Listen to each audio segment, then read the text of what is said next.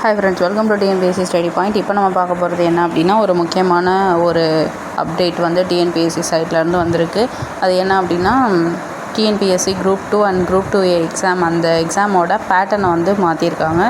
Mains பேட்டர்னை plus group 2 எக்ஸாமுக்கான அந்த interview அப்படிங்கிறது வந்து கிடையாது, நான் இன்டர்வியூவாகவே மாற்றிருக்காங்க.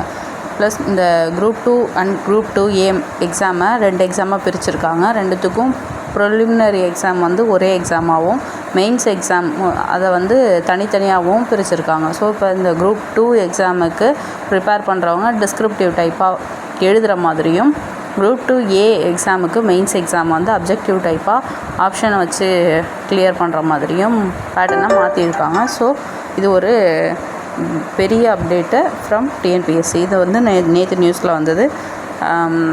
ஸோ இதிலேருந்து டிஸ்கிரிப்டிவ் எக்ஸாம் வந்து குரூப் 2Aக்கு கிடையாதுங்கிறதும், ப்ளஸ் குரூப் 2 எக்ஸாமுக்கு இன்டர்வியூ கிடையாதுங்கிறதையும் வந்து நோட் பண்ணிங்க.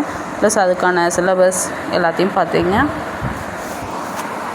Group 2 exam and group 2A exam ரெண்டுத்துக்கும் ப்ரிலிமினரி வந்து ஒரே எக்ஸாம்னு சொன்னோம் இல்லையா? ஸோ இந்த எக்ஸாமுக்கான டேட்டும் நோட்டிஃபிகேஷனுக்கான டேட்டும் நமக்கு கொடுத்துருக்காங்க, அனௌன்ஸ் பண்ணியிருக்காங்க.